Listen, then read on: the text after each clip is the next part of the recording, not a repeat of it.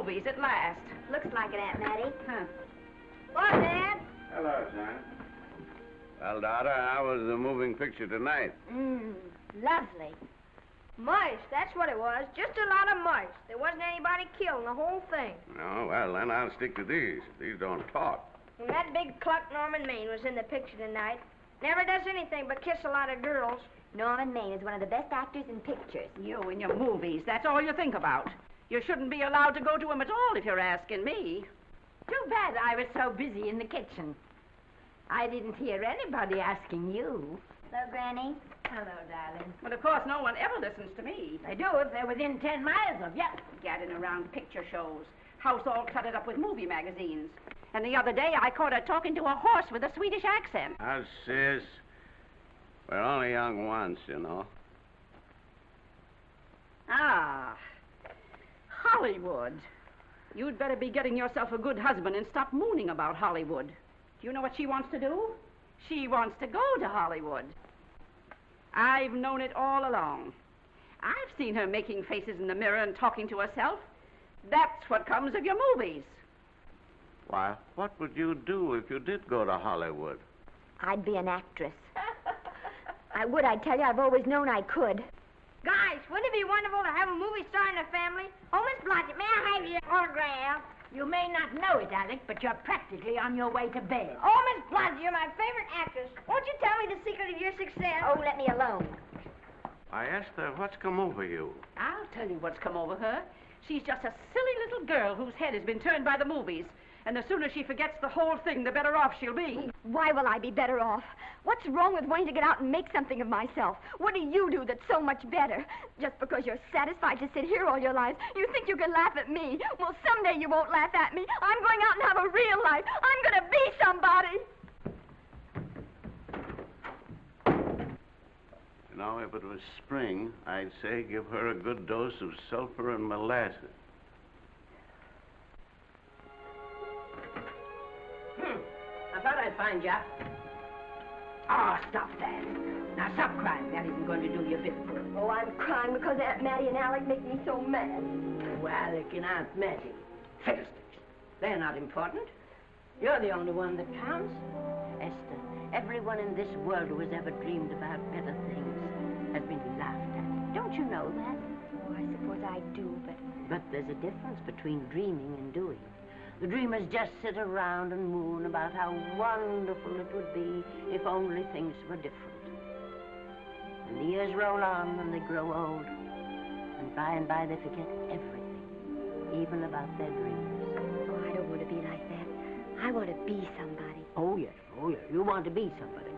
But you want it to be easy. Oh, you modern girls give me a pain. When I wanted something better, I came across those plains in a prairie schooner with your grandfather. Oh, everyone laughed at us as they did at all the other pioneers. They said this country would never be anything but a wilderness. We didn't believe that. We were going to make a new country. Besides, we wanted to see our dreams come true. Oh, Granny, it must have been wonderful. It was wonderful. But don't you think for one single minute that it was easy, Esther Blodgett.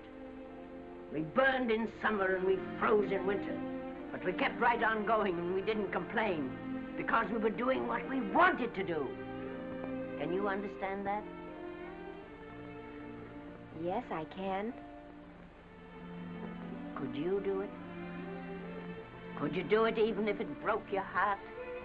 Because remember, Esther, for every dream of yours you make come true, you'll pay the price in heartbreak. Oh, I know what I'm talking about. You may not believe it, but I was a young girl once. And a very pretty young girl. A lot prettier than you are. And I was in love with your grandfather. And when some Indian devil put a bullet through him, it felt as if it had gone right straight through my heart, too. But I remembered all he taught me. And I went right on. I buried him out there in that wilderness with my own hands. And I went right on that same day. And I kept right on going, even when your mother was born. Oh, Granny, I want to make it worthwhile.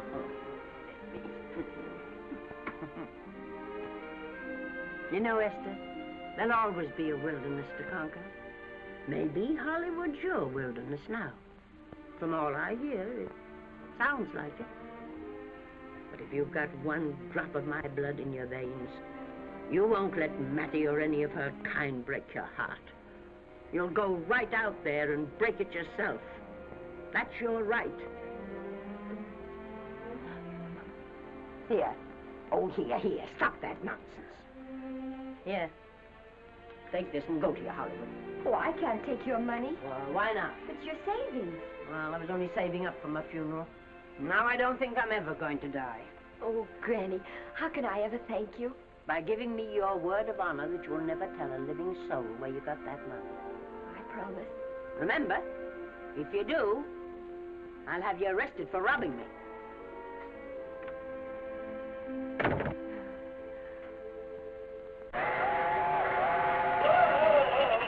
Here we are. What's up, Miss Granny? Oh, I can make it, dear. Oh, my, it's cold. I kissed Dad goodbye. Just a little kiss. He didn't even wake up. I bet you didn't try that on your Aunt Mattie. Oh, Aunt Mattie. Think of her face when you tell her. I am thinking about it. I've waited for that chance for 30 years. There she is, girl. Oh, thank you, Kirby. Good, huh? Well, come on. Here's your prairie schooner.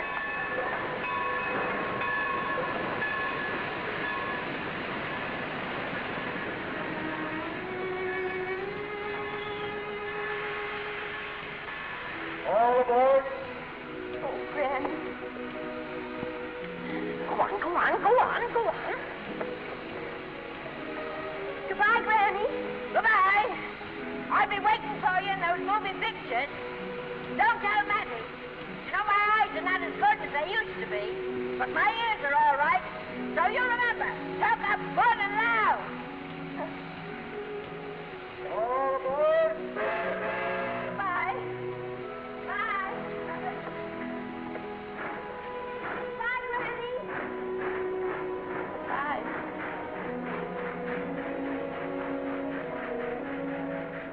Do you want to go home now? I don't want to, but I will.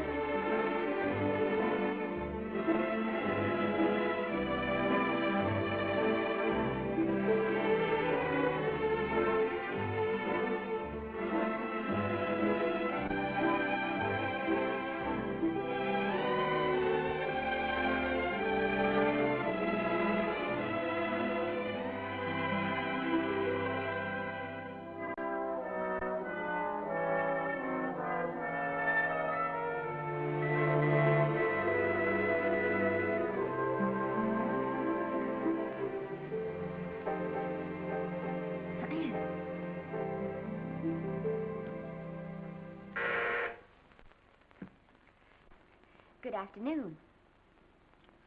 Day, week, or month? Well, it's a little hard to say. You see, I'm going into the movies. Well, you better take it for a week. It'll break your jump to Beverly Hills. Are all the studios really near here? All except Gaumont British. I suppose the best way to get a job is to go straight to the studios, isn't it? Mm-hmm. I haven't any illusions, you know. I'm perfectly willing to begin with a little bit of a part, or even as an extra. $6, please, in advance. Oh.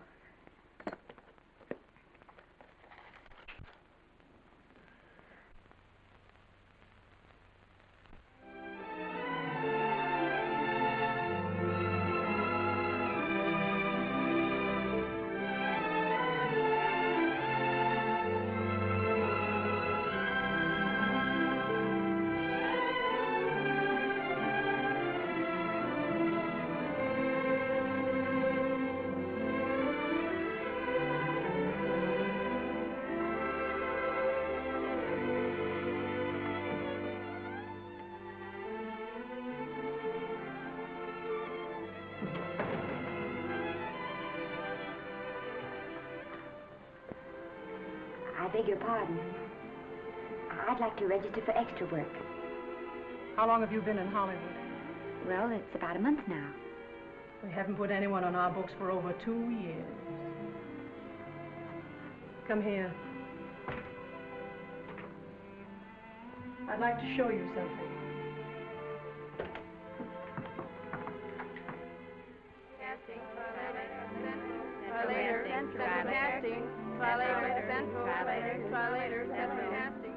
Every time you see one of those little lights flash, it's somebody asking for a job. Every time you hear them say, try later, it means there isn't any job. You can't keep the girls at the switchboard long. They go crazy. Every one of those little lights thought it was going to be a star. You still want to go in the movies?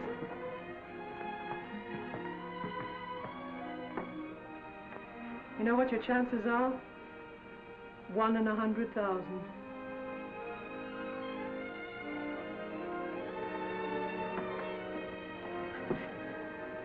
But maybe I'm that one.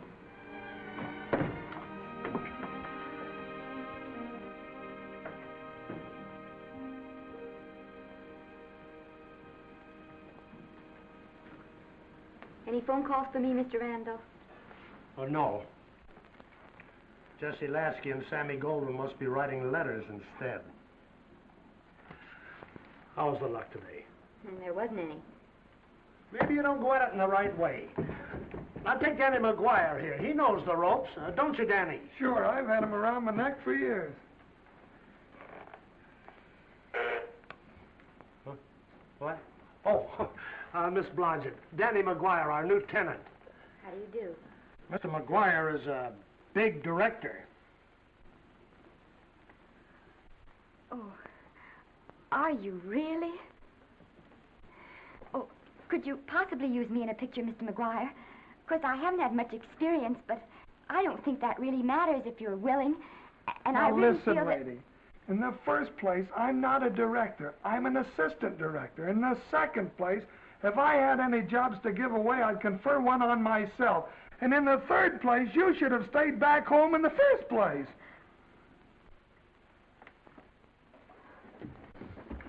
Oh, now look what you've done. Hey, wait a minute. Hey, don't be that way. Don't do that.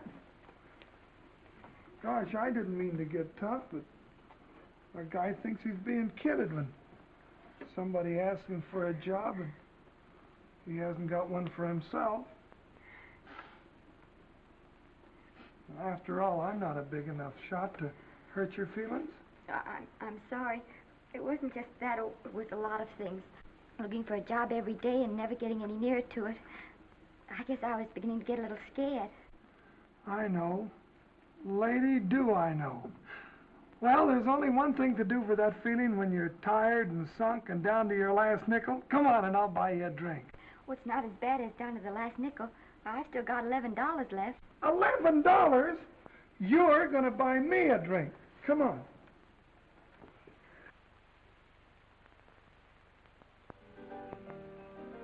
That's right, George. There's nothing like a little rum to take away that milk flavor.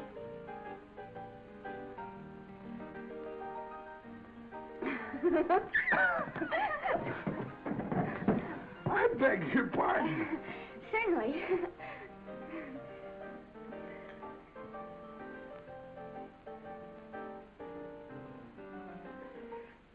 And when I sign my contract, the first thing I'm going to do is see that you direct every picture I'm in. That's my pal. Of course, I'm going to be perfectly nice about it, but I'll just insist.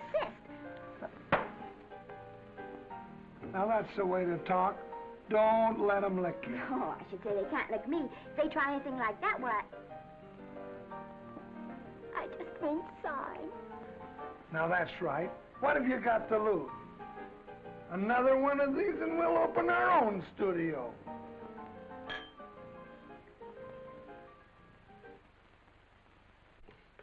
Bill rendered $24. Past due. Remit without further delay. Me.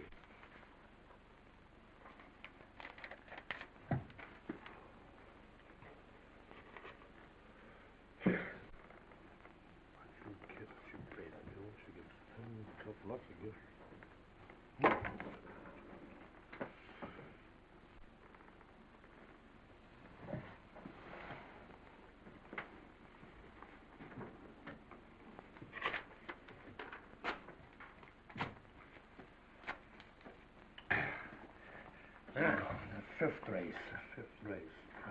Tri-cap. Who's riding tri-cap?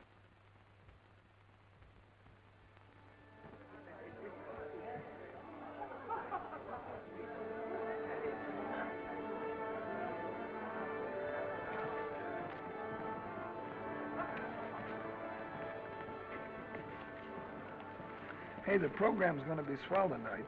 Now, you take this fella Beethoven. I'm a pushover for him. And Chopin, well, he's not so dusty either. But I kind of wish that once in a while they'd play something you could sort of go out whistling, you know, like Blood on the Saddle, Blood on. Well, there's a tune. Hey, why don't you throw your hat in the air or something, can't you? This is a celebration. My job starts tomorrow. I know it does, and I think it's swell, Danny. Gee, I wish you were in on it, too. But, oh, no, it would have to be a war picture. One of those big novelty numbers, a war picture without any beautiful women at the front. Oh, well, something will happen soon. Maybe. Why don't you go home, kid? Oh, Danny, I can't do that. I came here, and I've got to stay. Well, now, if it's on account of money, I can... Oh, thanks. You've given me enough already. Anyhow, this is no time to be worrying. This is a party. Look at all the people. Everybody in the world. Look. That's Norman Maine.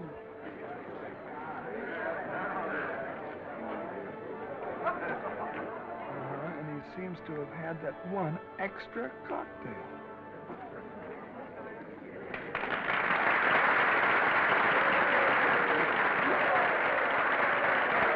Oh, thank you. Sit down, you dope. That's for the orchestra leader.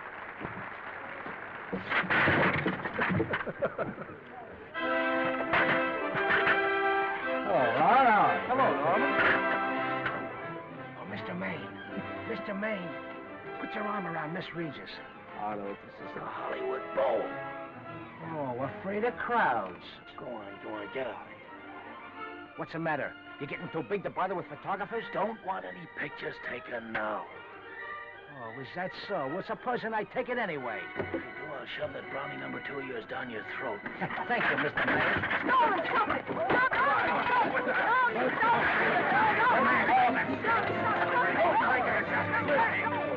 Take it easy, Mr. Mayor. Just calm down. Normie, come back and sit down. Everybody's laughing at you.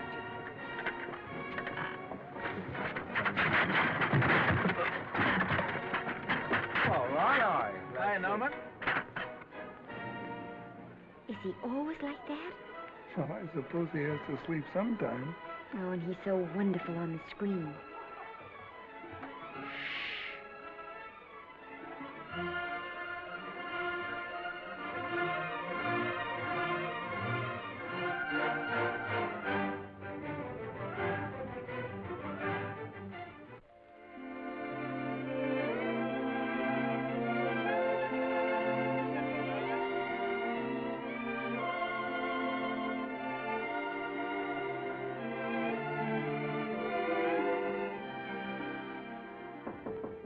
Come in. Danny? What's the matter? Well, believe it or not, I got a job for you. Danny, that's wonderful. When do I go to the studio? Well, you don't exactly go to the studio. Oh, it's on location. Well, it's not exactly on location. But of course, I haven't any makeup. Will you tell me what to get and sort of help me put it on? Well, you don't exactly need any makeup. You see, it's not really a picture job. It's being a waitress. Oh. Well, it's kind of a picture job if you look at it right. You said it was a waitress. Well, it's waitressing for Casey Burke, the big director over at our studio. He's giving a party tonight to kind of celebrate on account of finishing the picture, and he wanted me to get him an extra waitress, and it's $5. And I thought of you right away, Esther. That was awfully sweet of you, Danny. Well, there's going to be a lot of big people at Burke's house tonight, and I'll bet you there's any number of big directors, and if you're there, maybe they'll notice you. I could make them notice me. Sure you could, Esther. It's your chance. My chance. All right, Danny, I'll do it. Oh, but I can't. I haven't got the right things to wear. To wear? Oh, here. Now, you don't think the wardrobe department's right next to my office for nothing, do you? A perfect fit.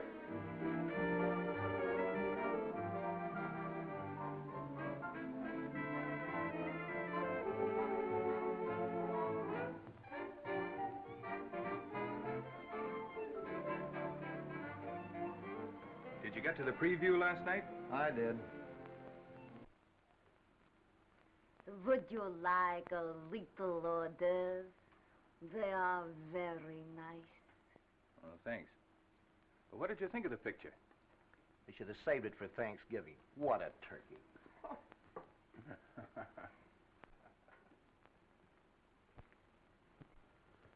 Will you have some hors d'oeuvre? You do like hors d'oeuvre, don't you? I don't think there's anything so enjoyable as hors d'oeuvre before supper, and these are rarely delightful.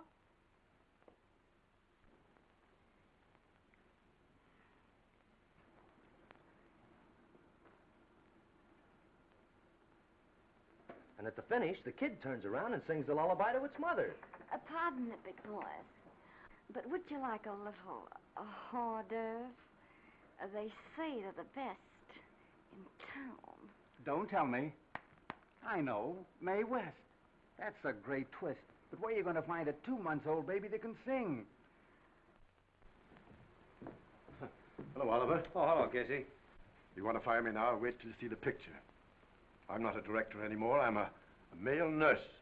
What's the matter with the picture? Guy by the name of Norman May. His work is beginning to interfere with his drinking.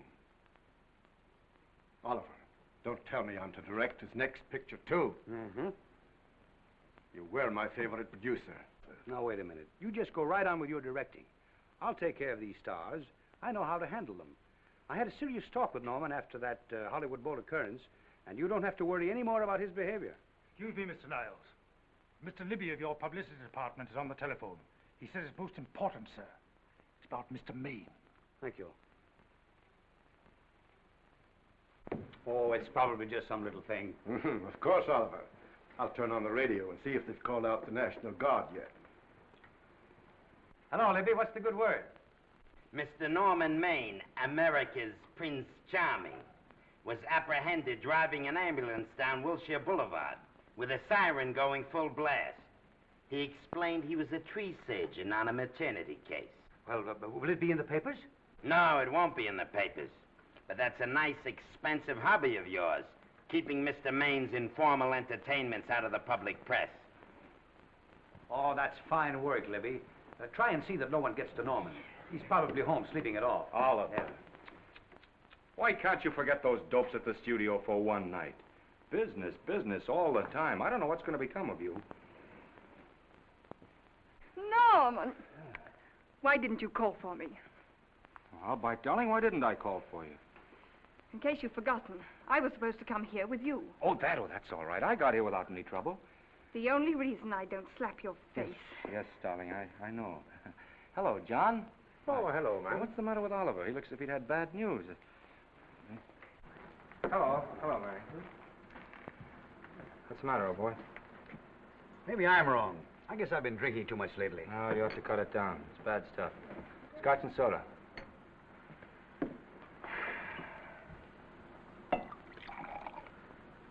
Come on. The word, you know, is pronounced when. Bad dialogue, Oliver. I'd rather not watch this. You know best. Soda. Thank you. Oh. Go ahead and say it. I've got it coming to me. Don't make it tougher on me, Norman. I don't want to stand here and preach, but take a look at my side of it. I'm trying to make pictures with you. I know. Costs are going up and the grosses are going down. No, it isn't that. I've made lots of money with you, and I can afford to take a loss. But I hate to see you going the way of so many others. Why don't you get Lloyd's to insure you against me? You can't get insurance against a man forgetting who he is. You're a great star, Norman, but there's nobody so big that he can afford to have people refuse to work with him. Who doesn't want to work with me? You... Quiet. Listen, I know plenty of people who do. Yes, and so do I. But your real friends can't stand seeing you start to fall apart. What do you mean by that? The first signs are always the same. Not being able to remember your lines. Cameraman struggling to cover your hangovers. And all because you have to have a good time. Every day and every night. Listen, I've warned you for a long time, Okay, Norman. Oliver, you're a swell guy. You won't lose any money on me. I'll promise you that. I'll be ready for the curtains when the time comes. When it does, here's my epitaph. And now I think I'll have a little drink. Scotch and soda.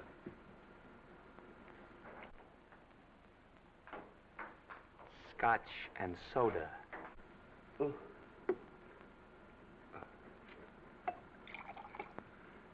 Come on.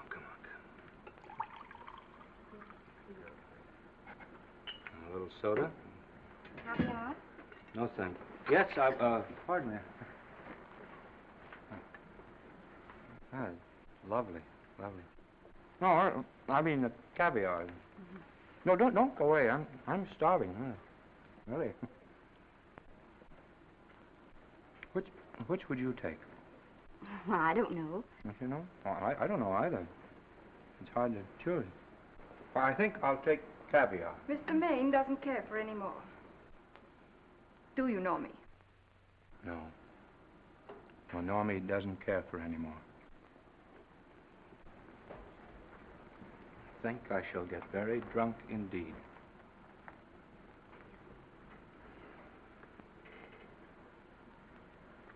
Scotch and soda. Sorry, I have something.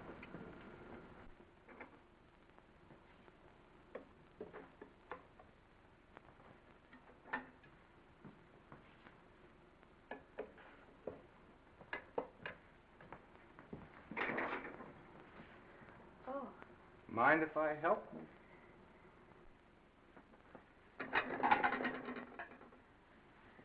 Won't they miss you? Oh, no. They'll just look under the table, and when they see I'm not there, they'll forget the whole matter. Hey, what's your name? Esther Blodgett. My name's Maine. I know. You do?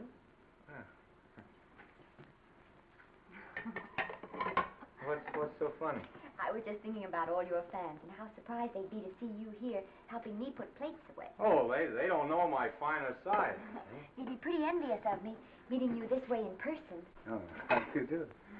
Well, tell me, are you disappointed? Yes.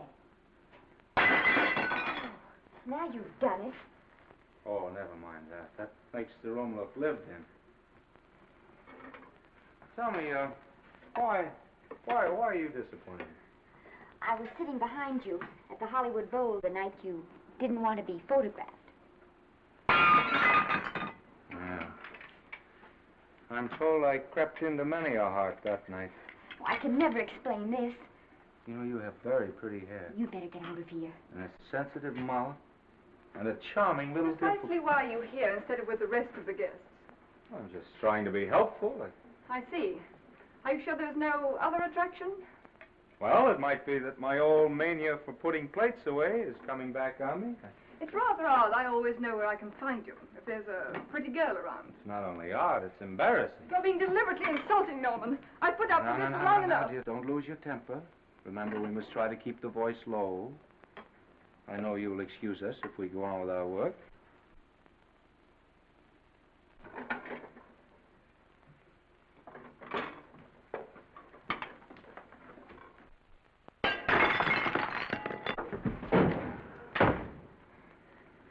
Now see what you've done.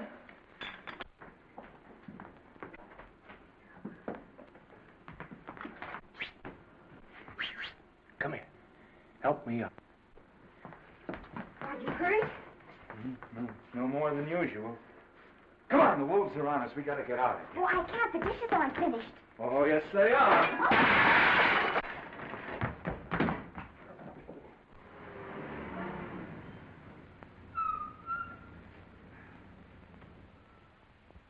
Well, I bet I know what you're going to say now. What? Good night. Good night, and thanks. Hey, wait a minute. Hey, you realize that all I found out about you is that you're foolish enough to want to go into pictures? But why is it foolish? Look at you. Yeah, that's what I mean. No, I'd rather like to go into this matter a little more thoroughly. Oh, that's awfully nice of you. So why don't we go on up to my place and talk it over? Oh, no. Thank you very much, but I really must say good night. Good night. But you're not angry. No. I'm hungry. Well, why don't you go and get something to eat? Good night, Miss Blodgett. Good night, Mr. Maine. Wait a minute.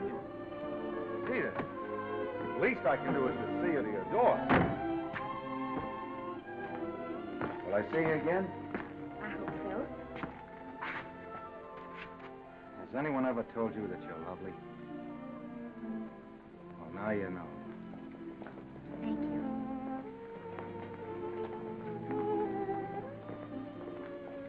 This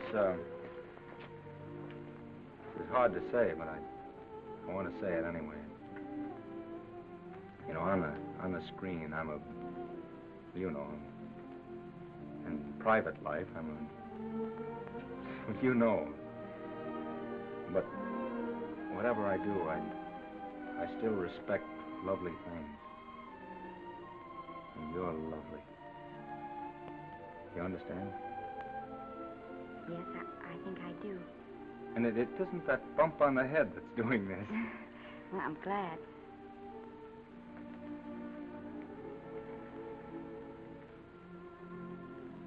Good night. Good night.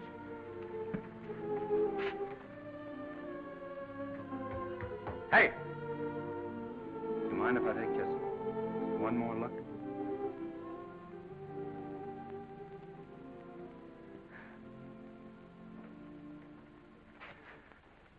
Go away. Quite impossible. I wouldn't even consider it. No.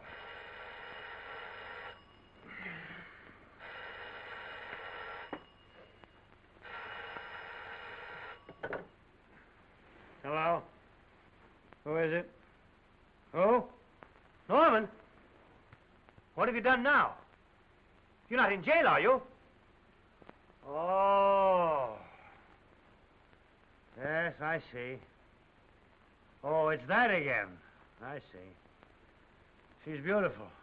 Yeah, I know. You want me to give her a screen test? Yeah, certainly. She's got wonderful possibilities. Oh, you know she's got something. Well, you knew all the other ones had something, too. Oh, no. I tell you, Oliver, she's got that sincerity and honestness and a... Sincerity and honestness that makes great actresses. Oliver, I am so sure of this girl that I want to take the test with her myself. Listen, Oliver, you've worked hard. You're entitled to a break. You get...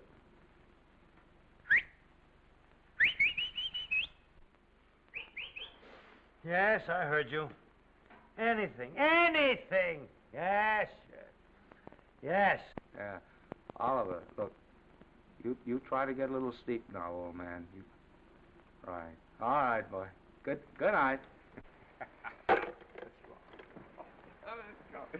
Now tell us.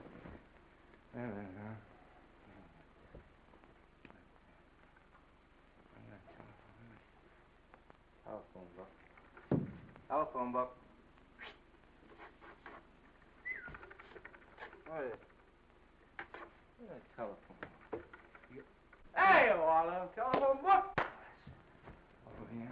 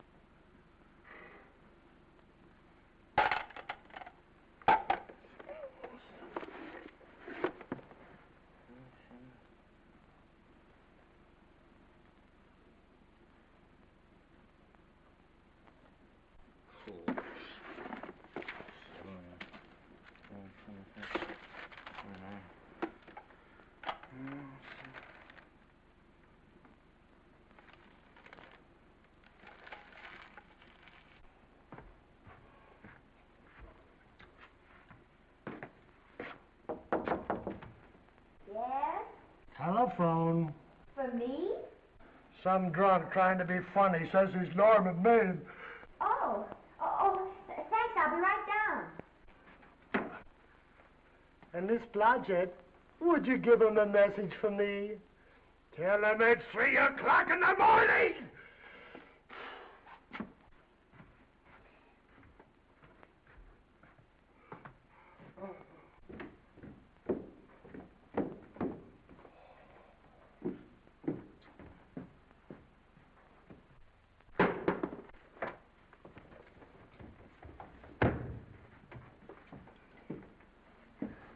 Hello? What? Oh. Oh. Oh. Oh, yes. I'll be there. Oh, thank you.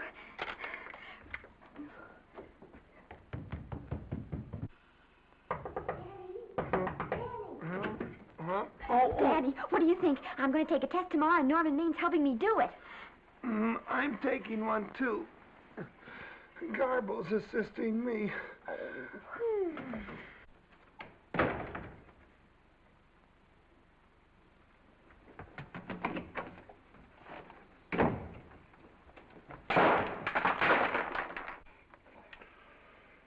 Oh.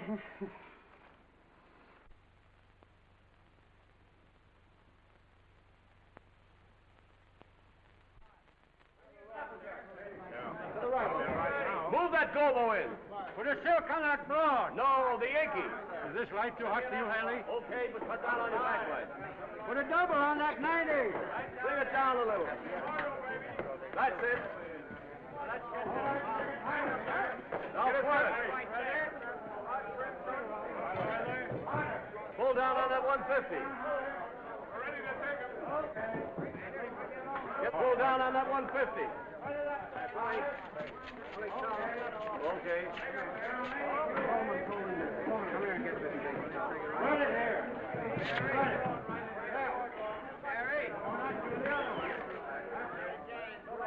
Bring me an apple box. Listen, gentlemen, please, if you don't mind.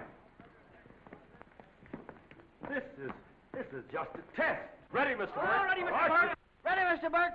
Ready now, Mr. Burke. All ready, Mr. Burke. Ready now, Mr. Burke. All ready, Mr. Burke. We're ready, Mr. Burke. All right, let's take it. Quiet! Quiet! Quiet! Quiet! Ready, Norman? Yeah. You ready, Miss, what's your name? You'll soon know your name, Esther. The whole world's going to know it. But I'm so scared. Maybe I better not try it today. Oh, come on. Now, don't be foolish. They all had to go through this. Harlow, Lombard, Myrna Loy, and now Esther Blodgett. All right. I'm ready. This is the take. Rolling. Quiet. Hey!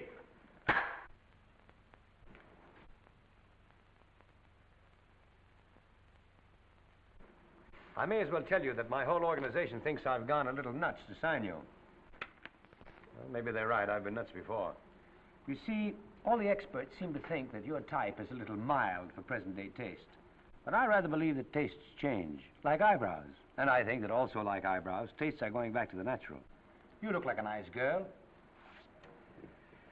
I think I'm going to like you. That's not important. I think the public will like you. That is important. Yes. I see what you mean. I mean, I know it is. Only don't think it's going to be easy. Nothing you really want is ever given away free. You have to pay for it. And usually with your heart. Someone else told me that once. But you still have to work it out for yourself.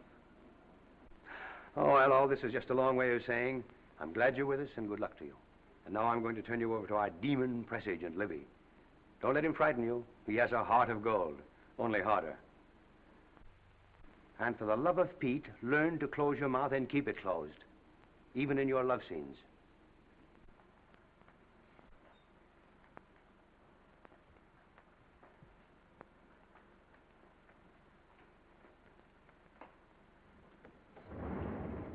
Are you a Russian? No, I was born in Filme, North Dakota. Oh, no. First saw light of day in a mountain cabin, a trapper's hut, high up in the Rockies. Go on. Well, I always wanted to be an actress. Dreamed of footlights as Lonely Kitty.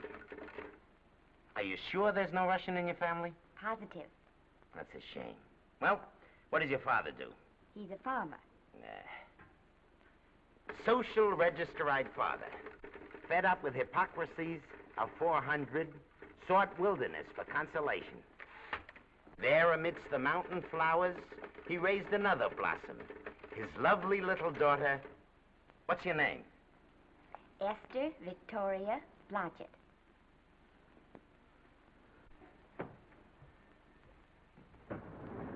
Greatly appreciating your attention in this matter, very truly. Do you know what her name is? Esther Victoria Blodgett. Hey, we'll have to do something about that right away. Esther Victoria Blodgett. Well, that Blodgett's definitely out. Let's see, Esther Victoria, Vicky. How about Vicky? Oh, I think that's terribly cute. Let's see, Vicky. Vicky what? Vicky, pronounced Vicky. See, Esther, Besta, Sesta, Desta, Festa. Oh, that's very pretty. Jester, Hester, Desta, Lester. Vicky Lester. Oh, I like that. Say it. Vicky Lester. Say it again. Vicky Lester. Say it again. Vicky Lester. Say it. Vicky Lester. Say Vicky Lester. Vicky Lester. Vicky Lester. Vicky Lester. Vicky Lester. Flash. Oliver Nile Studio discovers new starlet, a Cinderella of the Rockies. Her name is Vicky Lester. Those who have peeked tell me she couldn't be more divoon. The face of an angel and such natural talents. Her voice is a symphony. Her very walk, they tell me, is enough to drive men mad. Not that way. Get the lead out of your feet. Lift them up.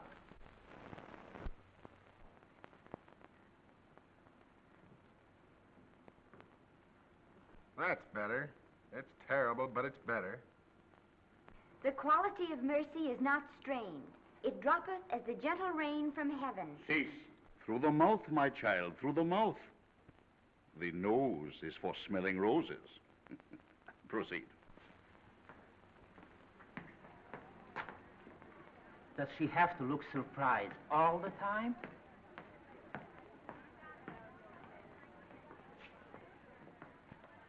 Anyway, it's just a rough sketch. Pretty small mouth, eh? Oh, well. Give her that Crawford smear.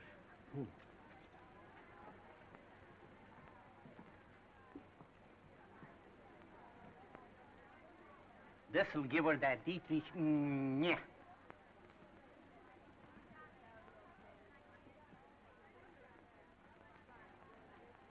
We're on the wrong track. She still looks surprised.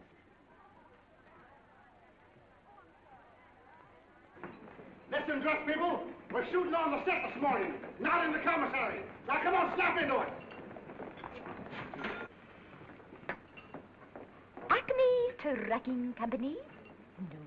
No, Mr. Smith is not in.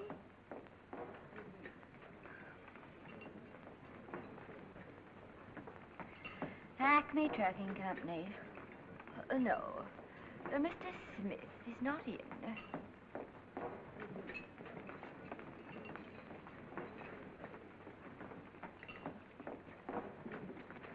Good morning. What can I bring you, Mr. Maine? That just shows how long you've been here.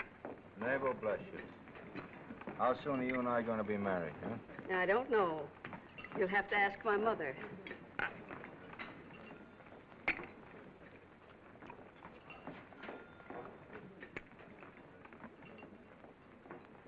Acme Trucking Company?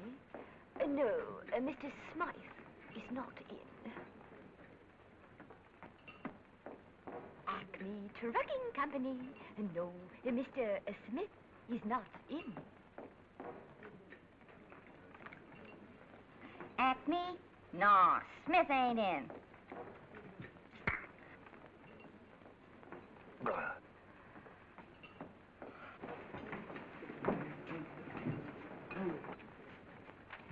Acme Trucking Company? I'd like to speak to Mr. Smith, please. Mr. Smith is not... Oh, Norman. What's all this between you and Smith? I've got a part. It's only one line, but it's in the picture. So it's ambition that made you break that date with me last night. Well, I had to be here so early this morning, and So did I. I had to stay up all night to make it. you've started your picture, haven't you? No, we're still in the testing stage. You can't seem to get the right girl for the lead. Gee, you'd think with all the girls there are that... Yeah, I know, but this one's got to be different. She's got to be little and cute and sweet and intelligent. Well, blow me down. What? Well, close my tired old eyes. What is it? Hold everything. Come on. Come on.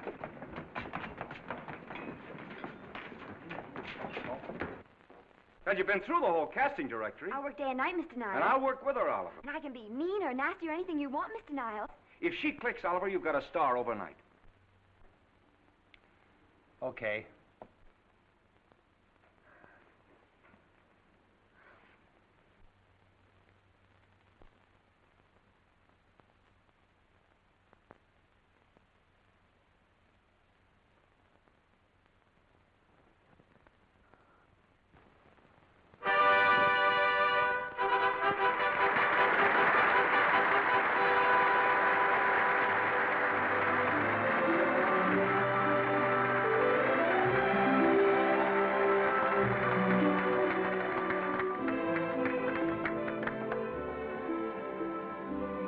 Wait till you hear them at the end of the picture.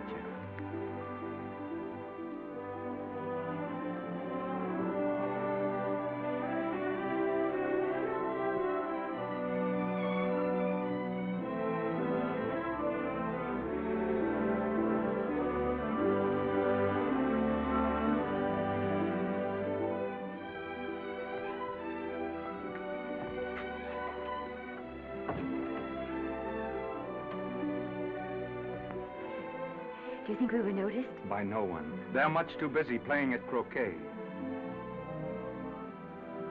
I've loved you all my life. But we only met 2 days ago. That's when my life began.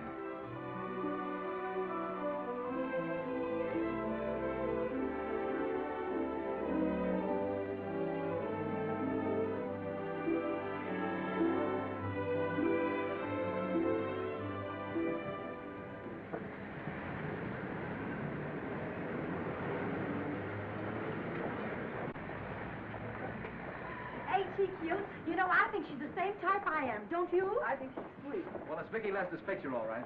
I think she was much better than he was. These producers are so horribly down. They won't know how good she is. Well, maybe it's because she's a good girl. Oh, Maine's not so bad, but it's Vicki Lester they'll go to see. Isn't she, darling? I think she's the most precious little thing I've ever seen. The knockout, Libby. You might mention that when you write your review. That Lester kid's a gold mine. Didn't you like Norman Maine? Was he in it? Libby, I'm afraid we have another hit. Huh? It's in the bag, neatly tied up with beautiful pink ribbons. Say, where are Norman and Vicki? I don't know. I thought you had them. I wish they'd come. We're having a party at the Trocadero. Isn't it thrilling running away from people? Norman, it's so exciting, So new. A star is born. Come on, run.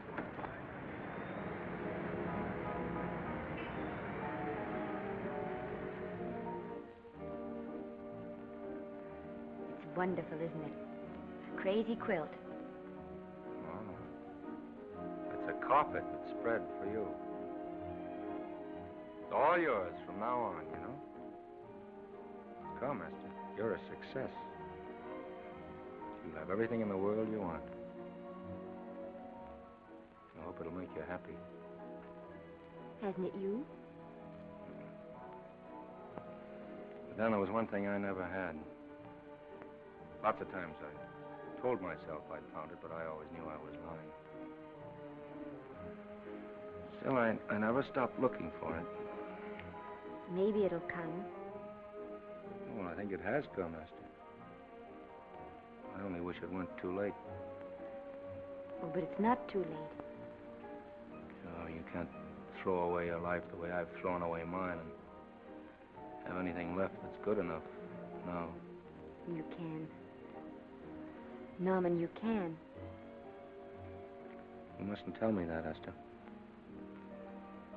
I'm so afraid that I'll believe it.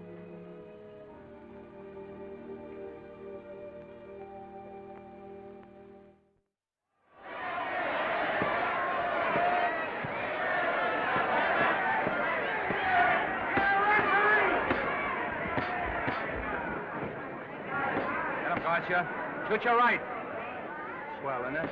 Lovely. What's Garcia getting? Can't you hear me, Garcia? Shoot your right!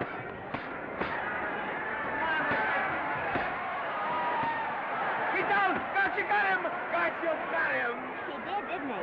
Yeah, but he'll be up, though. You like it? Sure I did. You like me? Sure I did. Ooh, that reminds me. Will you marry me? No, thank you. Come on, Garcia, finish him. Why won't you marry him? Wasn't that dependable? Hey, shoot your right! Throw away your money? Break him up in there. Break him up. Drink so much.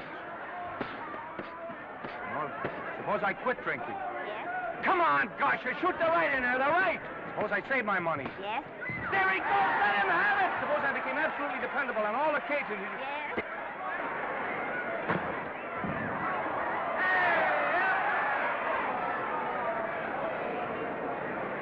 Hey, Garcia, he's got him. He's got him. He certainly did.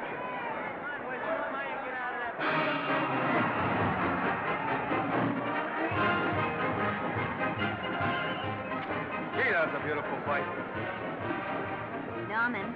What, dear? All that to me if I said I'd marry you? No, certainly not. I was just supposing. We're going to be married. Guess I didn't read that line right. I'll try it again. We are going to be married. Both of us. Yeah, to each other. What do you think of that? Well, when? Where? Well, we thought we'd elope in the conventional manner. What's the matter? It's trying to decide whether it's good for the studio. Is it? It is. And bless you, my children. When's it going to happen? Oh, we thought we'd just sneak out sometime. We're not telling anyone but you. Listen to this. The screen's ideal romance blossomed into breathtaking reality today when Vicki Lester and Norman Maine, America's dream lovers, slipped quietly through the portals of holy matrimony. How does it sound? Horrible. But you see, we're going to elope. Sure you are. It'll be the biggest elopement this town ever saw. We'll get a tie-up with the Army, have you escorted all the way down to Yuma by 20 of their new bombing planes. Is he going with us? Don't you think we can work this thing out better alone? No sense in bothering the happy couple with all the details. I'll see to it that you get a carbon copy of the whole layout. I can hardly wait. I'm sorry. We didn't realize that we were in the way. While you're settling the details, you don't mind if I take this woman out and buy her a ring, do you? Sure, go ahead. We want everything legal. That's a charming match. A nice girl like Vicky. And public nuisance #1. Now, wait a minute, Libby. Norman's all right. And if you'll pardon my pointing, Vicky's business is her own. It doesn't require any comments. I wasn't making any comments. I just said it was a rotten shame. Now, go ahead and plan the elopement. Oh, that elopement stuff is out. You can't get any scope in that. We're going to have a wedding. Where'll we have it? Customary place, I believe, is a church. Nah, it's been done. This has got to be something big. The beach. I can visualize it. The bridesmaids in bathing suits. 20,000 Santa Monica school children spelling out the word love. It's a novelty, but is it big enough? Why not the city hall? A police escort of every motorcycle cop in town. Sirens screaming, confetti pouring out of buildings like the Lindbergh reception in New York, only on a big scale. What's the matter? Isn't it big enough? And now if any man can show just cause why these two may not be lawfully joined together, let him now speak, or else hereafter forever hold his peace. Do you, Alfred Henkel, take this woman as your lawful wedded wife? Will you love, comfort, honor, and keep her in sickness and health as long as you both shall live? I will. Do you, I beg your pardon. Do you, Esther Blodgett, take this man as your lawful wedded husband? Will you obey, serve, love, honor, and keep him in sickness and health as long as you both shall live? I will. Place the ring on her finger. Hurry, please. Now, by virtues of the power invested in me as Justice of the Peace of San Bardo Township, County of Los Angeles, I pronounce you man and wife.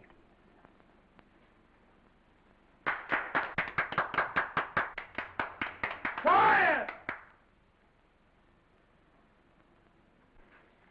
And now I must exercise my prerogative of office. I hope you'll be very happy, Mrs. Henkel. Thank you. Thank you, sir. Oh, Thank you Danny. very much. Now, if you'll please sign the license. Oh, yeah. You know, Mrs. Henkel, I can't help but believe I've seen you somewhere before. Oh, really? Well, I believe this is the first time I've ever been in San Vardo. You know, your face is familiar, too, Really? Mr. Henkel. There you are, sir. Thank you very much. Oh, Here's your thank you, receipt. sir. Thank you. Goodbye. Goodbye. See you again. Yes, goodbye. No, I don't mean I'll see. Oh. Yeah, I think you got by with it. But it was close. That JP was just beginning to remember where he'd seen us. Well, anyway, we got away from Libby. Hello, Toots. If you will be kind enough to glance between my shoulder blades, Mr. and Mrs. Henkel, you will find there a knife buried to the hilt. On the handle are your initials. Lovely to have seen you, Libby. Hey, wait. Hold him, Danny.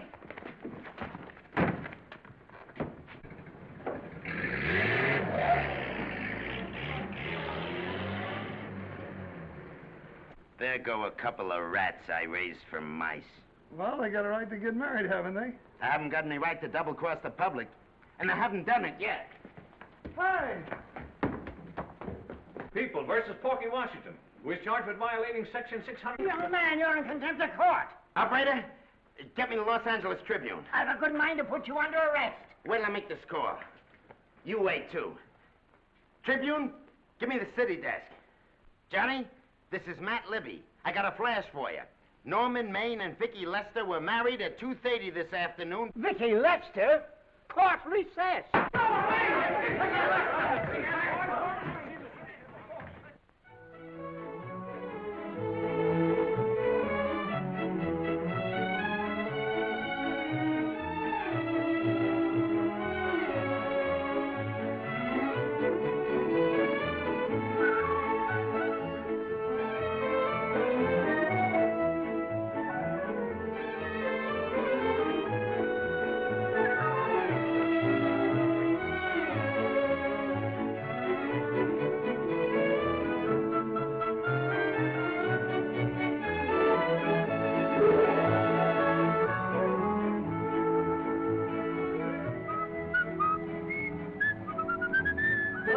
give me a horse, a great big horse, a great big buckaroo, and let me wahoo, wahoo, wahoo!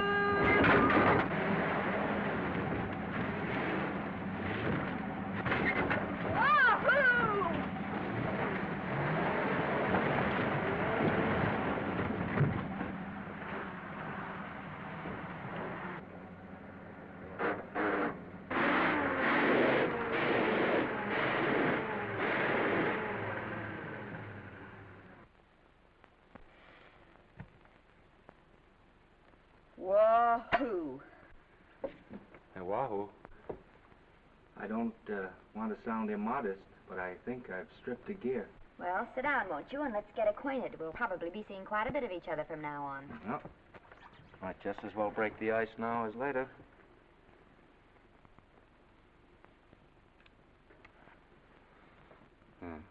Now we're old friends. Say, have I got time for a shower before dinner? Plenty, if you can find a shower. I never can remember where that thing is. Does it pull out or slide under? Here, I think I can find it. No, it's the linen closet. Here it is. Nice work. Oh, half the time those things are just luck. I'll see if I can disinfect this steak.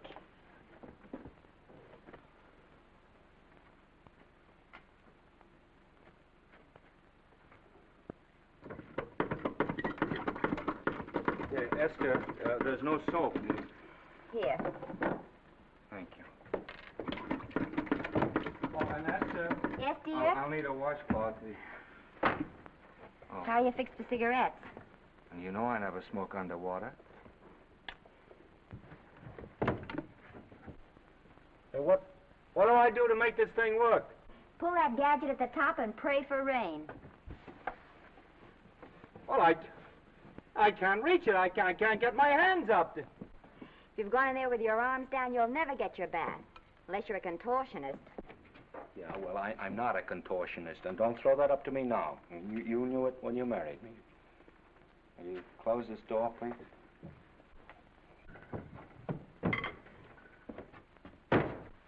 Thank you.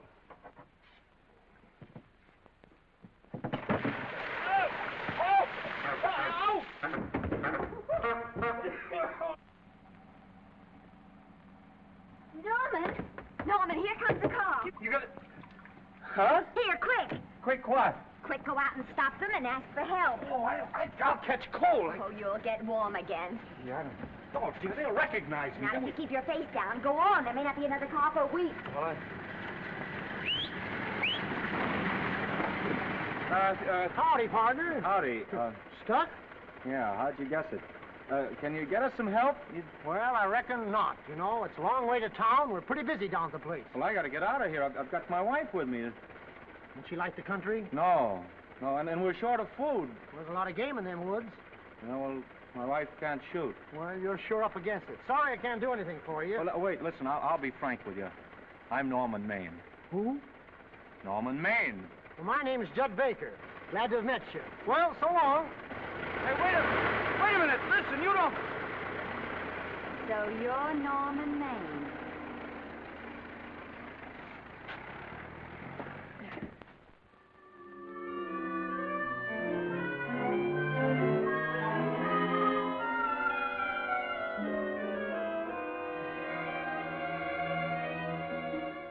I got my prestige to look out for. I'm supposed to be the best publicity man in the racket, and they laugh themselves sick when I even try to get a decent mention of Maine. Yes, I know how sensitive you are, Libby, and I don't like to see your feelings hurt. Thanks, boss. Now, Vicky, there's a dish for free space. But if Maine swam across the Pacific, the papers would keep it a secret. Well, the exhibitors don't like him, the critics don't like him, the public don't like him, and I don't like him. Who likes him?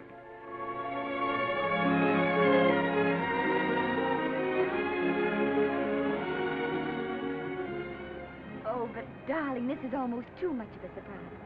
And there I was in my touching innocence, thinking we were going to live at the beach house. Oh, we'll still keep the place at Malibu. But this is special. This is our castle. It used to be in the air, you know?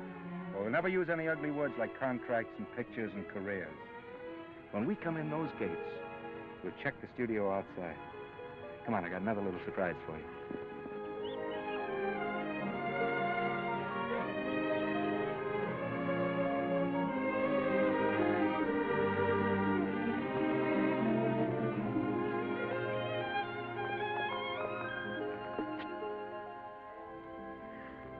Norman, it's lovely.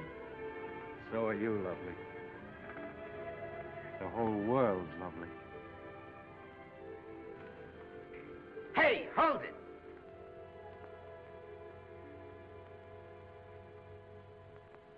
That's it. Caption: their honeymoon never ends. All right, let's get some pictures. Now, if the bride will sit here and the groom stand behind her, we'll have something unique. Now let's go after something different. You sit down and she'll stand up. Pretty radical, isn't it? Yeah, but in a nice way. Okay, Otto, fire. Caption: their honeymoon begins anew. Ah, the producer. Caption: their honeymoon ceases abruptly. Hello, Oliver, glad to see you. No, I'm glad you're back. Thank you. Vicky, how well you're looking. Hello, Oliver. Am I interrupting? Yes, thank you. Just want a couple more pictures. That's enough of both of them. What they're asking for is exclusives of Miss Lester. Alone. Oh, I see. Well, come on, Oliver, let you and me get exclusive. See you later, Vicky. Oh, don't worry, Otto. My camera smashing days are over. They ain't your only days that are over. Oh, hold that, Miss Lester. Gorgeous. Well, Oliver, how's the dividend situation? Very pleasant. I think we'll show $2 million on the next quarter. Oh, good. Smart move of mine to sell my stock, eh?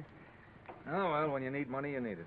Well, some people save up for just such an event. You know, there's bound to be a rainy day occasionally. Yeah, but as a citizen of California, I've always refused to admit that. Yes, I know, but still it does rain. Well, anyway, you can thank me for some of those dividends of yours. Mm-hmm. Oh, can't you? Oh, sure, sure. That was a little too quick, Oliver. The matter, the Enchanted Hour was a smash hit, wasn't it? Well, it made Vicky a star overnight. Yes, it should have. What about me? Oh, let's talk about business at the office, Norman. Beautiful pool you have here. Beautiful. Oh, now let's talk about it here. Didn't they like me? Well, maybe the pot wasn't just right. It was the best part of the year. Look, Oliver. You think I'm slipping? Can you take it? Go ahead. The tense is wrong. You're not slipping. You've slipped. Oh, my fan mail's still big. Norman. Fans will write to anybody for a photograph. It only costs 3 cents for a stamp, and that makes photographs cheaper than wallpaper. But every 25 cents they pay for a theater ticket buys them the right to be a critic. And your last few performances, Norman, have not pleased your critics.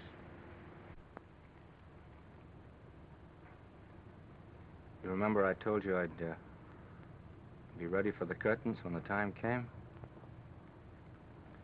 Here it is. Let's call off the contract, no hard feelings. We're not quitting, either of us. There's no explaining these things. We've all seen how the public turns. Maybe we can turn them back. I've got a swell script lined up for you. About Esther. If you think that I'm going to get in her way... Well, as a matter of fact, as it happens, there's no part in this story for her. I'd more or less planned to star her in a picture of her own, with that young Pemberton opposite her. He's coming along nicely. Good for young Pemberton. All right, Oliver. We'll make a try at it. Let's hope it's not too late.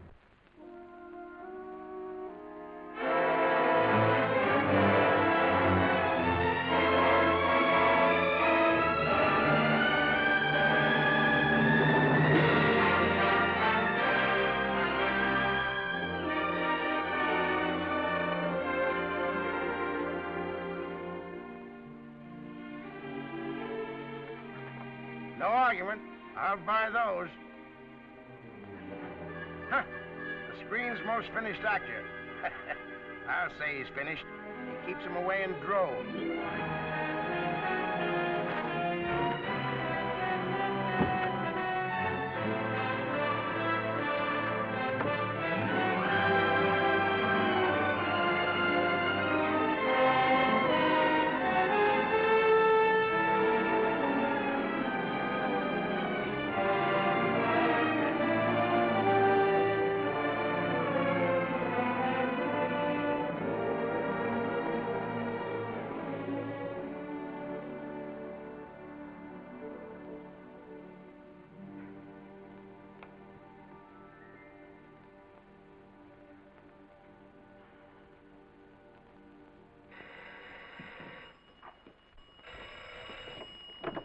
Hello?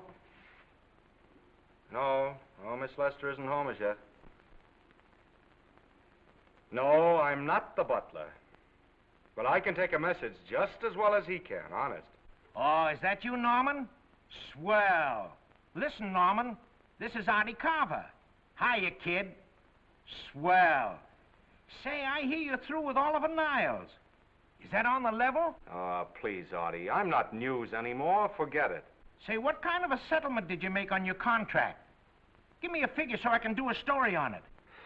There was no money involved. We just called it quits. Okay, I'll fill in my own figure.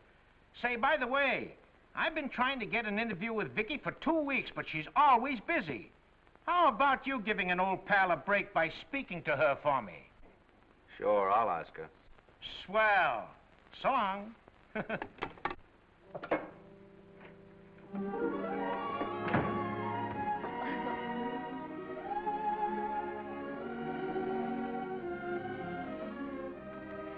I didn't mean to be late, darling, but Casey wanted... All right. You're here now. What's new today? Nothing. Haven't been out of the house. Let's go somewhere tonight. No. You're tired. We'll stay in. I'm not tired, really.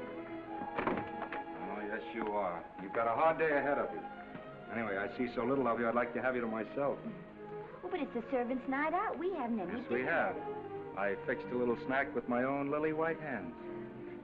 I'm learning to cook in my spare time. Then I think I'll marry you. Oh, I get it. You want to make an honest cook of me. Comes in on wheels in this joint.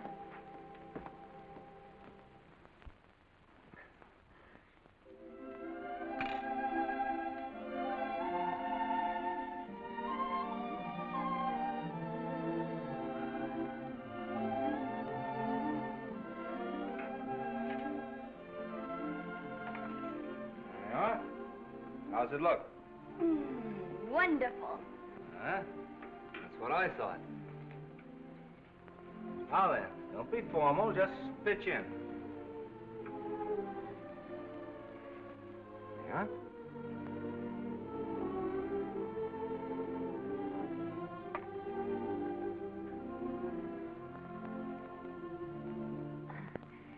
I'm afraid my mouth's not quite big enough. I'll measure it next time and make them to size. A little hard to lift, too. In fact, I think I'll take those measurements right now.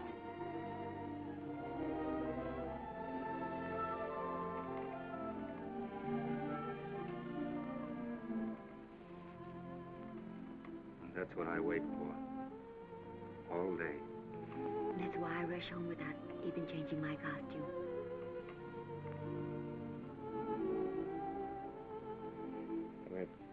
We're forgetting that we're hungry. Would you like a sandwich? Thank you. I still have a little work on this one.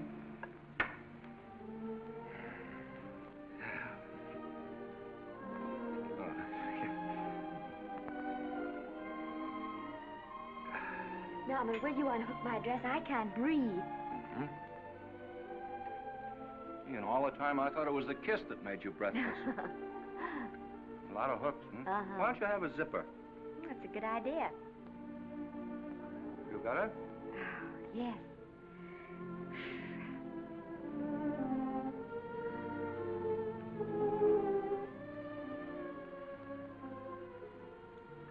Don't look now, but I think that guy on your left is in love with you.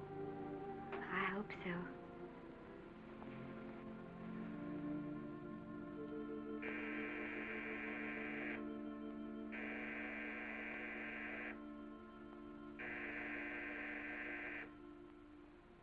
It's the doorbell. Is it? Maybe they'll go away. Oh, I never do at a time like this. You... Just a minute, dear. I'll be right back.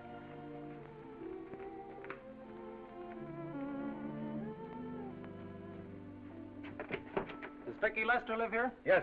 I got a package for her. I'll sign for it. Who are you? I'm her husband. Oh, sure. Sign right here, Mr. Lester.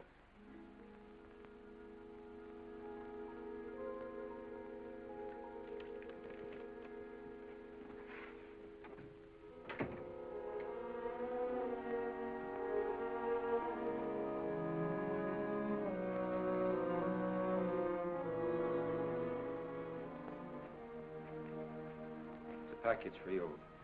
Oh, by the way, I forgot to tell you, they want you for a benefit to Shrine Auditorium next Wednesday night. I told them I'd ask you. And, Oh, darling, I don't want to hear about that now. Well, you better wait till I finish before I forget them all. The Academy dinner secretary phoned. She wants to know if you want a table reserved for you. Oh, yes, Artie Carver called and asked if I'd use my influence with you to get him an interview. I told him I'd try. That was all, I think. Oh, Norman, let's don't talk about those things now. We're forgetting the wonderful food you prepared. Oh, I'm not very hungry now. I think I'll fix me a little drink, But, Norm...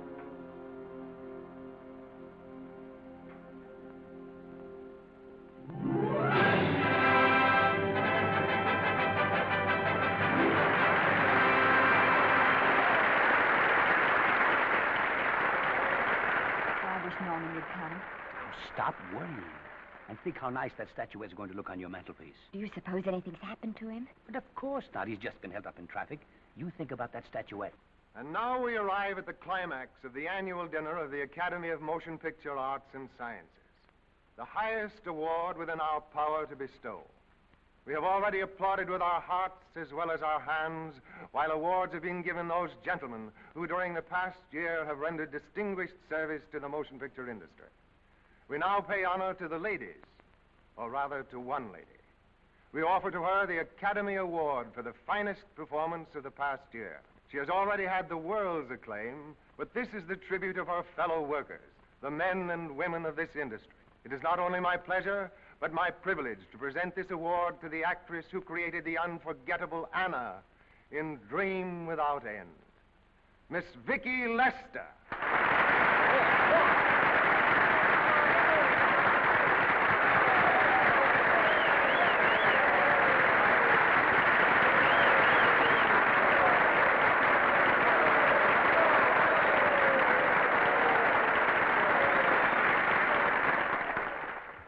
What more can we say, Miss Lester? This says it all for us.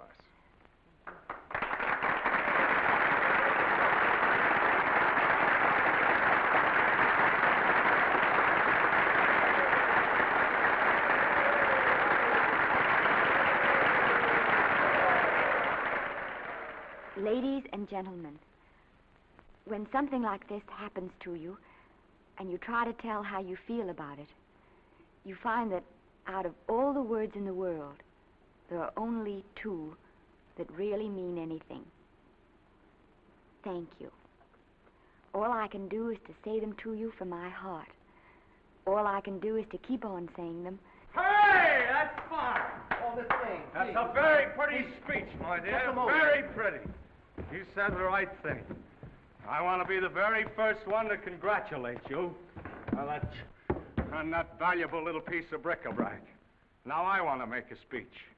Gentlemen of the Academy and fellow suckers, I got one of those once for a best performance. They don't mean a thing. People get them every year.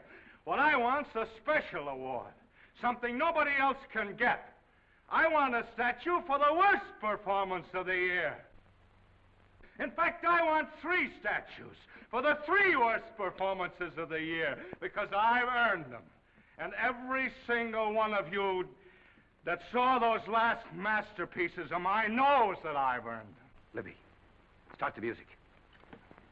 What I'm here to find out is, do I get them or do I get them? Now answer yes or no.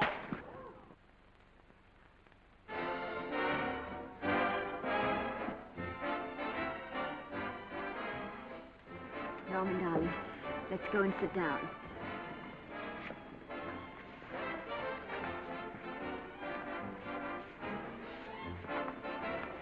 Come on, Norman, sit to that. Glad to see you, Norman. Hello, Norman.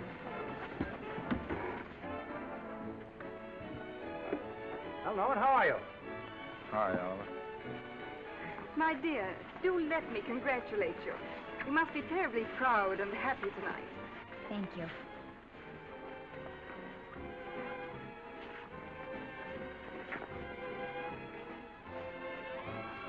Somebody give me a drink.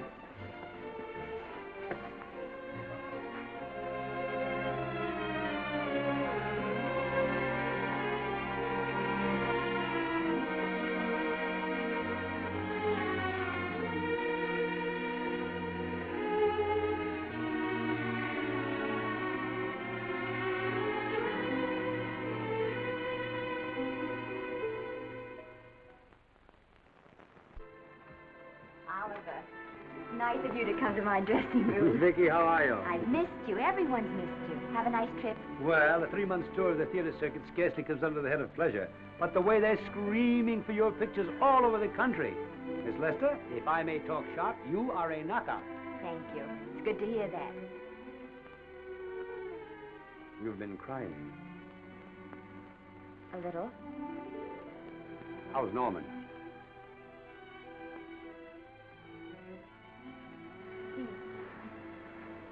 Well, he's trying awfully hard, Oliver. Letting Norman leave this studio was the hardest thing I ever did.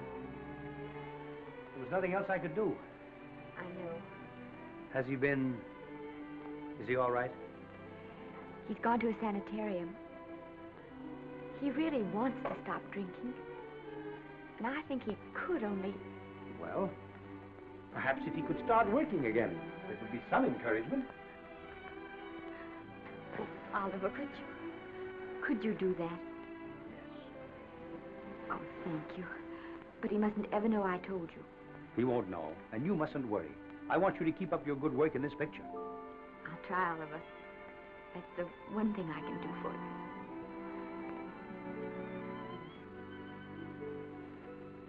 you. If you'll just sit here, Mr. Niles, I'll have Mr. Maine brought down. Thank you. Brought down.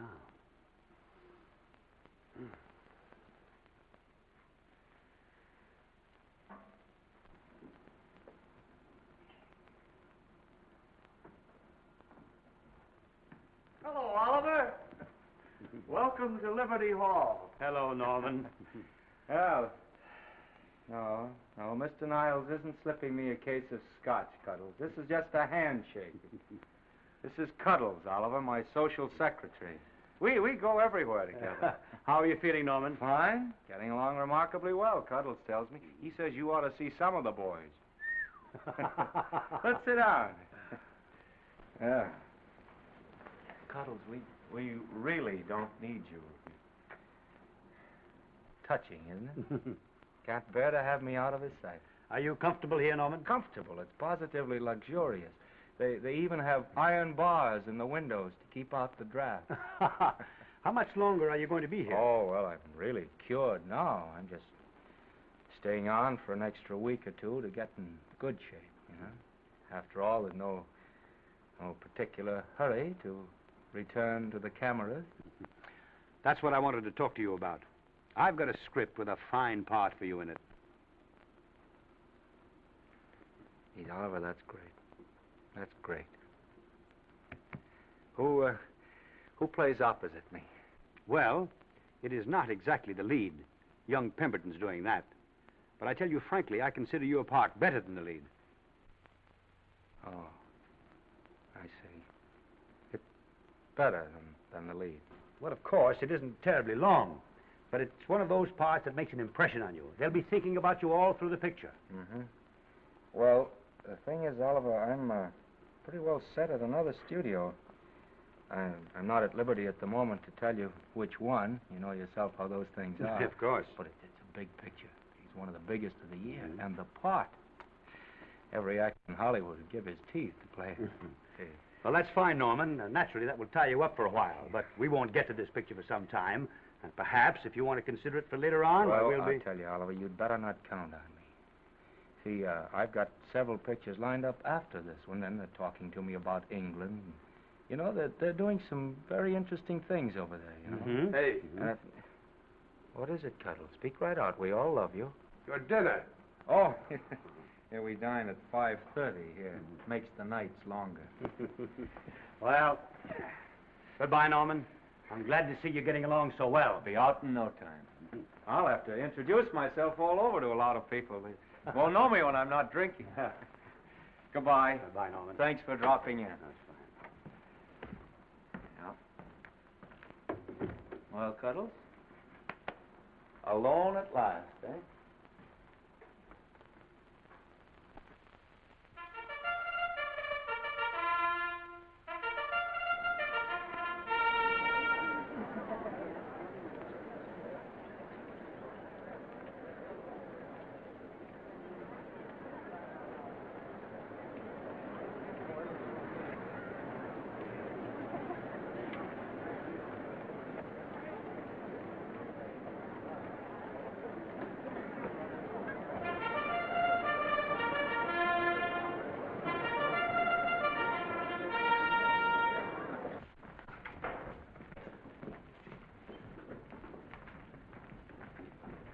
Bert?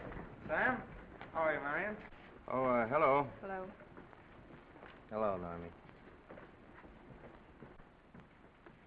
Glad to see you.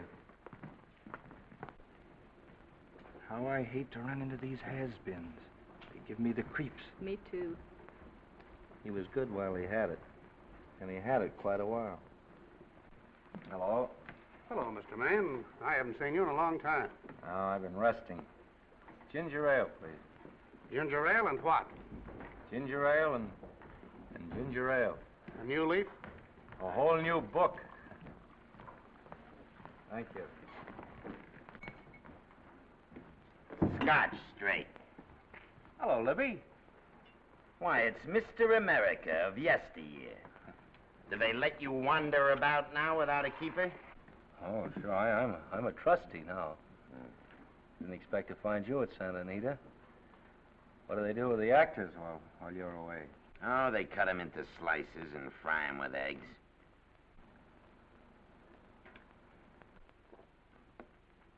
I suppose you'll be here all the time, now that you've retired from the hurly-burly of the silver screen. Well, we're living down in Malibu now, and pretty lonesome with Esther away working all day. Well, I wouldn't squawk about that if I were you. It's nice to have somebody in the family making a living. Oh, wait a minute, Libby. I don't want to forget that we're friends. Friends, my eye. Say, listen, I got you out of jams because I had to. It was my job, not because I was your friend. I don't like you, and I never have liked you. Nothing made me happier than to see all those cute little pranks of yours finally catch up with you and land you on your celebrated face. Where do you work, Libby? Always wait till they're down, then kick them. I don't feel sorry for you. You fixed yourself nice and comfortable. You can live off your wife now. She'll buy you drinks and put up with you even though nobody else will.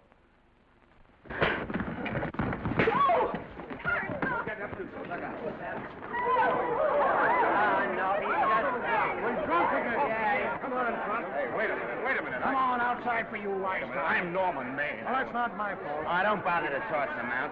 He's harmless. All right, Mr. Libby, if you say so. Sure, let him go. What can he do? He can't fight any better than he can act. Norman Maine. Oh, he's drunk again. Why, he's been drunk for years.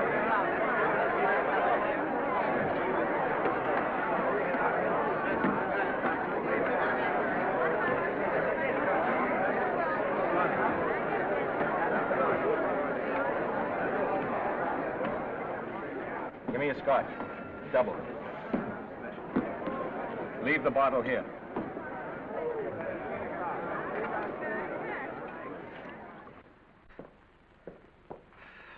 Vicky, you'll be ill. Why don't you try to get a little sleep? But he's been gone 4 days. 4 days and not a word.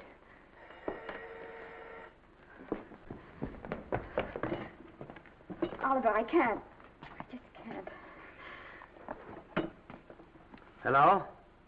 No, this is Oliver Niles speaking. What? Where? Thank you. What is it? Nothing. Oliver, tell me.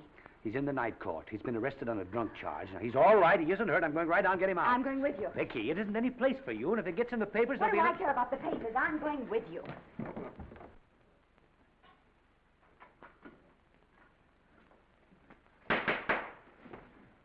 Division 30, Municipal Court, County, Los Angeles, now in session. The Honorable Judge J. Parrish presiding. Be seated, please. Were you able to do anything? Judge wouldn't even see me. Ready, Your Honor.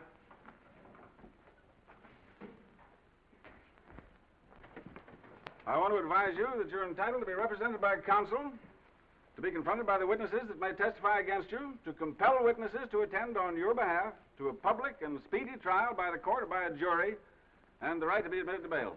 Call the first five. Gregory, Hales, Kane, Rodriguez, Johnson. Come on, boys, step in. Go ahead. Move along. William Gregory. Yes. Plain drunk, picked up at 5th in town. Asleep in the gutter. 14 similar offenses in the past 6 months. Still at it, Gregory. How do you plead? I don't feel so good. I didn't ask you how you feel. I asked you how you plead. Guilty, I guess. When did you get out the last time? Just before Christmas. Well, I'm sorry you'll have to miss New Year's, but you'll be out in time for Washington's birthday, 60 days. Milton Rails. Plain drunk, picked up on Brooklyn Avenue, given treatment at receiving hospital, then removed to jail. How old are you, Rails? 17, sir. Did you take a good look at those men in the cell with you last night? Yes, sir. And have you taken a good look at yourself this morning?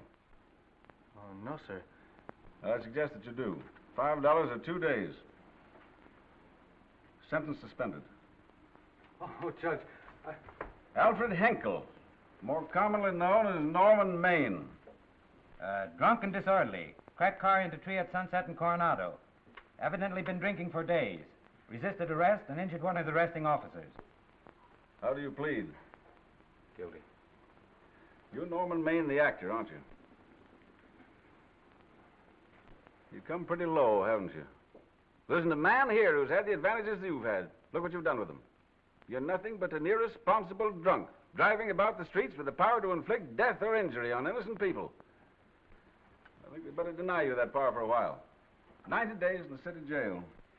Please wait.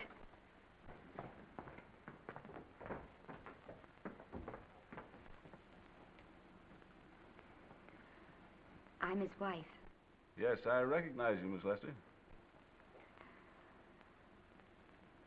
Please, Judge. I promise you this won't happen again. I'll be responsible for him. If you just won't send him there. You realize that this man, when drunk, is obviously a menace to public safety? And you realize, too, Miss Lester, the responsibility you'll be assuming to this court and to the Commonwealth? I do.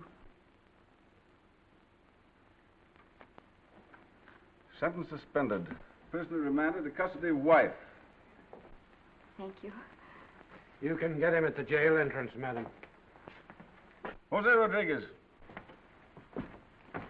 Plain drunk, picked up at 1st and Main, 2nd offense. How do you plead? I think I'm guilty, Your Honor. 60 days.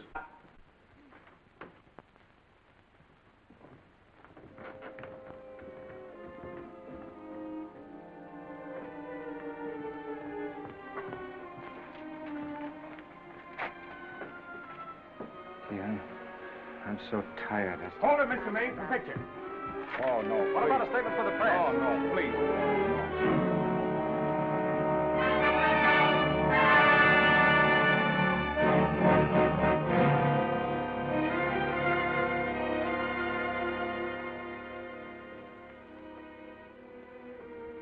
He's still asleep. He's been asleep nearly all day. That's the best thing for him. Awful to see this happen to someone you love. And know in your heart that it can't get any better. I only know that all I can do now is stay with him and try to help him. So will I. And between us, we'll take care of him. You're very fond of him, aren't you, Oliver? Well, I'm very fond of both of you. Then I know you'll understand what I have to tell you. And after what happened last night, I think you already know what it is. I can't do any more pictures. I'm going away for good with Norman. But you can't do that, Vicky. You're at the very peak of your success, and you've worked so hard to achieve it. That's what's been wrong. Oh, I've thought it all out. Maybe if I hadn't been away from him so much, last night and what went before, it wouldn't have happened. Oh, I know it's too late to think about that now, but it may not be too late to go away with him and start over somewhere. It's your life you're giving up, Vicky. so I can try to give Norman back his. Can you honestly tell me I'm wrong to do it? No, Vicky. I cannot honestly tell you that. Then there'll be no more Vicky Lester.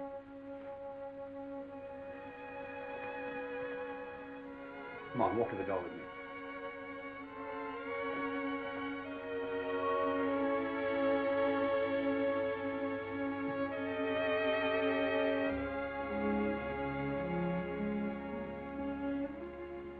Goodbye, Vicky Lester. You were a grand girl. Good luck, Mrs. Norman Maine.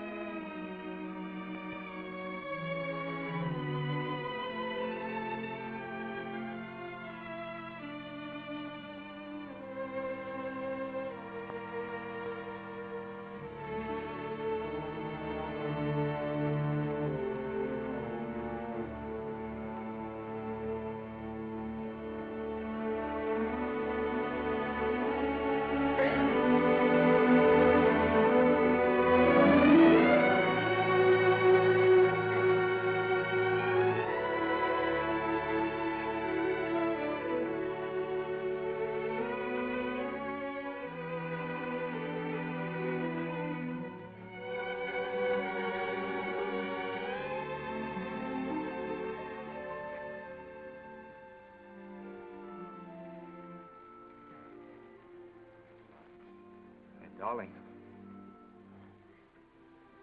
this is Maine coming in to apologize again. I'm sorry, dear, but it isn't you. What other troubles have you got? None. I was just playing a scene with myself. Now look, I'm just coming out of the jitters and you're just going into them. This is a swell household. Isn't it? I'll tell you what we'll do. I'll promise to brace up if you'll go on the wagon. I guess I have been drinking too much. You know what I'm going to do? I'm going to be an athlete. You mean with great big muscles and everything? Well, roughly speaking. Gonna join the YMCA? It costs too much. I'm going wading out in our front yard. Now? Sure. Would you like me to go with you? Sure, if you'd like to. No, me. I don't think I will. It might spoil this beautiful, natural wave. Yeah, I guess that's right. But, darling, look, could you have a hot toddy, some hot soup for me when I come back? Some hot soup? Yeah. And I'll make some of those nice sandwiches. Norman, do you have to?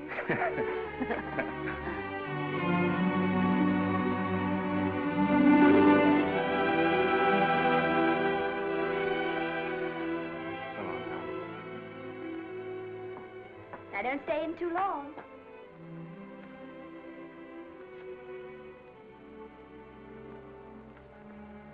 Hey! You mind if I take just one more look?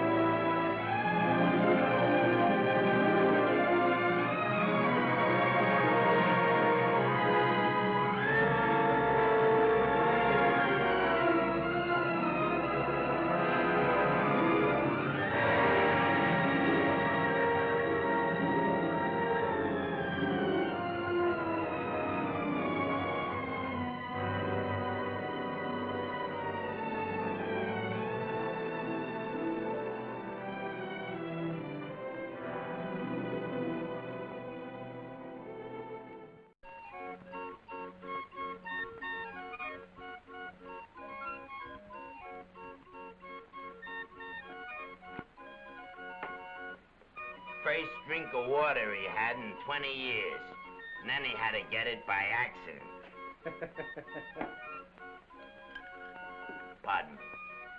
How do you wire congratulations to the Pacific Ocean?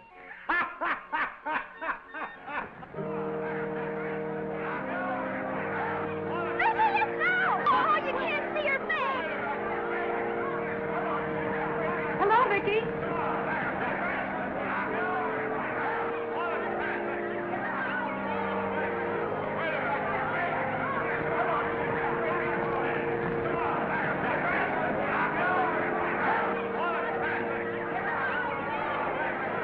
Get away, can't you? Come on, Vicky, let's see your face. Vicky, will you sign my book for me? Write Mrs. Norman May. Don't you care, Vicky? You get over it. Stand back, can't you? Don't you cry, dearie. He wasn't so much.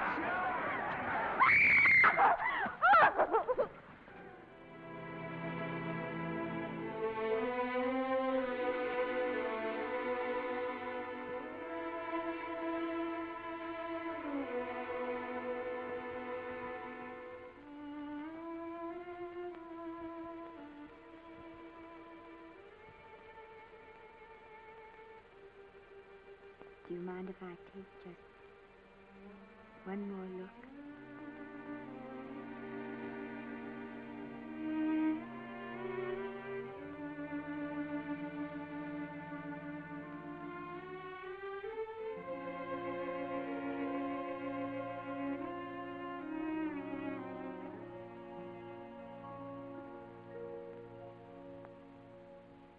Here are the paychecks for the servants' graves. You'll find a very nice bonus in each one. Miss Lester asked me to thank you for your kindness and service. If there's anything I can do for the little lady, I should be glad to do it. She would appreciate your attending to the closing of the Beverly Hills house. Put down those trunks. Put it down, I say. Well, where is she? In the bedroom. Who are you? Oh, I'm her grandmother. Get up, buddy.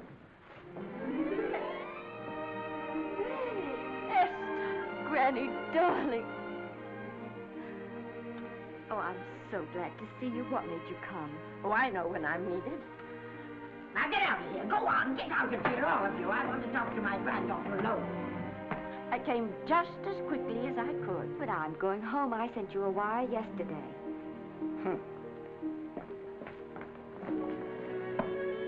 Sit down. Is it true that you're going to quit the movies? I never want to hear them again.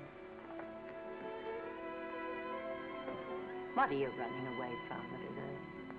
I'm not running away. It's just that I can't go on. My heart isn't in it anymore. Once I told you, if you get what you want, you have to give your heart in exchange. And you said you were willing. Do you remember? I remember. It seems to me that you got more than you bargained for. More fame, more success, even more personal happiness. Maybe more unhappiness. But you did make a bargain. And now you're whining over it. I don't think I'd feel so very proud of myself if I were you, Esther. I'm not, Granny. But my mind's made up. Well, then I'm sorry I gave you the money to come out here. It was just waste. Oh, but Granny... I was proud of you, Esther. I was proud to be the grandmother of Vicky Lester. It gave me something to live for. Now I haven't anything. I know. Oh, I want to be strong, but I can't go on. I can't. You must. Tragedy is a test of courage. If you can meet it bravely, it will leave you bigger than it found you. If not, then you'll have to live all your life with a coward. Because no matter where you may run, you can never run away from yourself. I never knew Norman Maine. He wrote me a very sweet letter when you were married. He said you told him how much I meant to you. And I know just how much you must have meant to him. You know, Esther, I can't believe that wherever he is, he can be very happy, knowing that his death broke the spirit of the little girl he praised me so highly for raising. And I can't believe that he can be very proud, knowing that all his great love did for you was to make you a quitter. The car is ready, Miss Lester. We'll have to go now to make the train.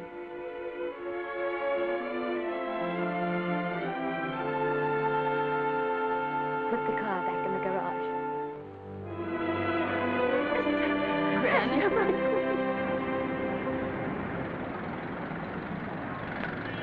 The entire picture industry has come to the Chinese theater for this opening tonight. It has come to pay tribute to a great star on her long-awaited return to the screen in what has been called her greatest performance. It has come to pay tribute to the girl herself. The girl who has won the heart of Hollywood. The girl who has won the heart of the world. Miss Vicki Lester. And if I'm not mistaken, Miss Lester's car has just driven up. Yes, it is she.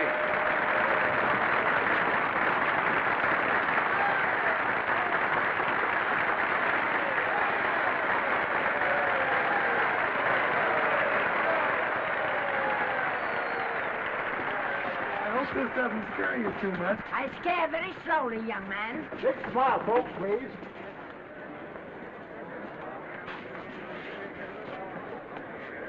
They'll have your mug, I mean your face, plastered across half the papers in the country tomorrow.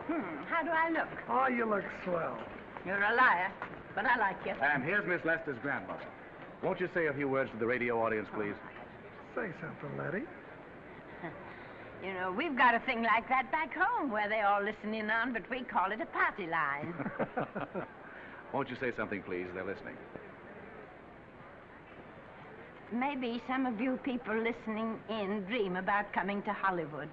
And maybe some of you get pretty discouraged. Well, when you do, you just think about me. It took me over 60 years to get here, but here I am, and here I mean to stay. Thank you very much.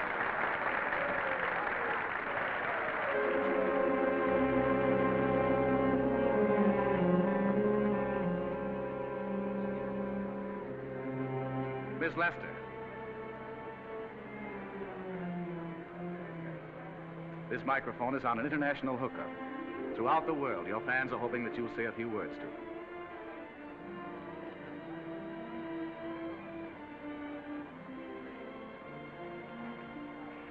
Hello, everybody. This is Mrs. Norman Maine.